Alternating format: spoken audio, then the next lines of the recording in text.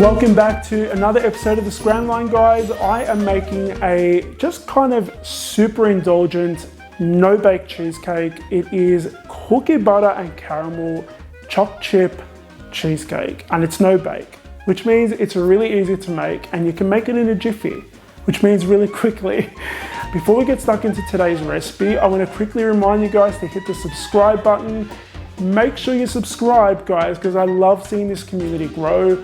And hit the little bell icon next to that button so that YouTube sends you a notification on your device, via email, wherever you're watching, so that you can be the first to watch my new videos. Now, for this no-bake cheesecake, we're going to begin with the crust. And I'm going to be using something today called SPECULOS. I hope I'm saying that right, SPECULOS cookies, otherwise known as Lotus cookies.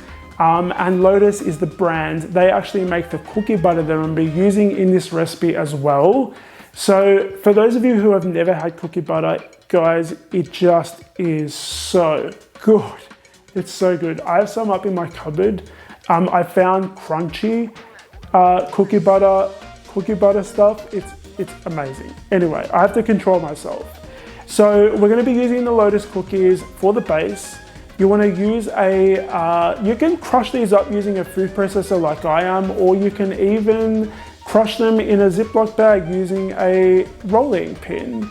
And then once you've got it nice and crushed, you're going to add some melted butter, and we're going to mix that or blitz it until all of the crumbs are coated.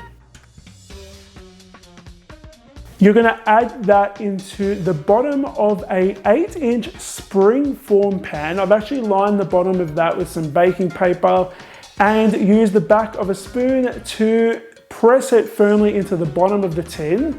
You're going to set that aside in the fridge and let it cool completely. Now let's move on to actually making the cheesecake. So we're actually setting this with two different things, some gelatin and some white chocolate. Both are going to set this cake, but the white chocolate is going to also add sweetness and flavor.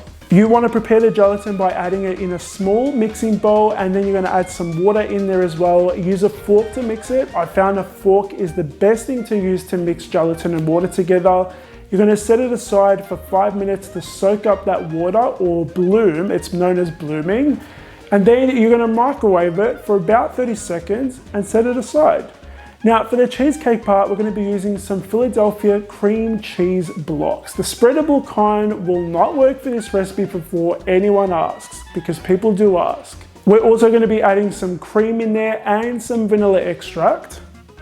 And we're going to mix that in our food processor until everything is really well combined.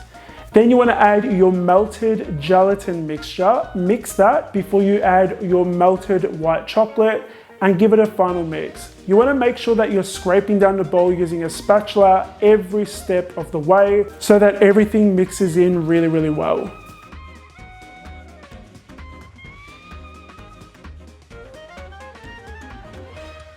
Now, we're going to split our mixture into two separate bowls, and in one, we're going to be adding some cookie butter. For the cookie butter one, you're actually going to be adding some small mini chopped chips in there, and then fold them through using a spatula.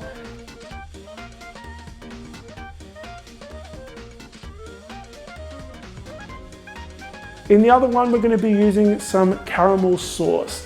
Now, I'm actually not using caramel sauce. That's a confession. I'm actually using dulce de leche, and it is sweet, guys. But if you want to offset the sweetness, add a pinch of salt in there, and it'll turn it into kind of like a salted caramel flavor. You want to pour that cookie butter one into the cake pan first. You're going to gently tap it or spread it around using a spatula. Let it chill in the fridge for an hour before you add the caramel layer on top. So once you've got both layers in there, you're going to let it chill really well for about 2 or 3 hours. Once it is chilled, carefully take it out of your springform pan. Now guys, here's a little secret and confession.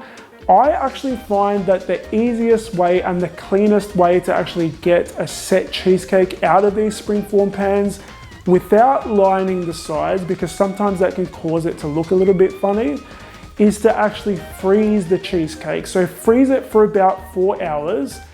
undo it, so unspringform pan it, and then let it thaw for about an hour or two before you finish decorating. Let's whip some cream. So we're gonna add some cream and vanilla extract into a large mixing bowl. Use your electric stand mixer to whip this to stiff peaks.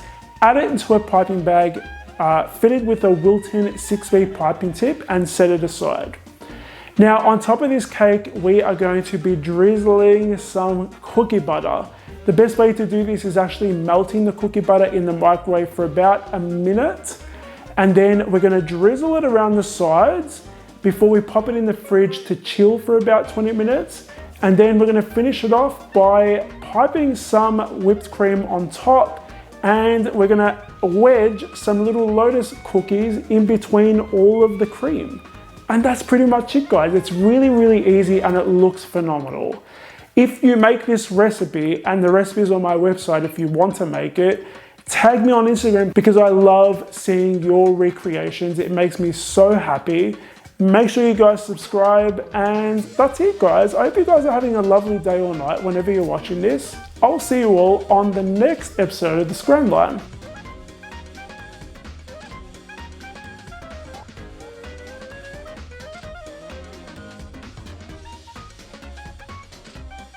Every step of the way so that everything mixes in really, really well.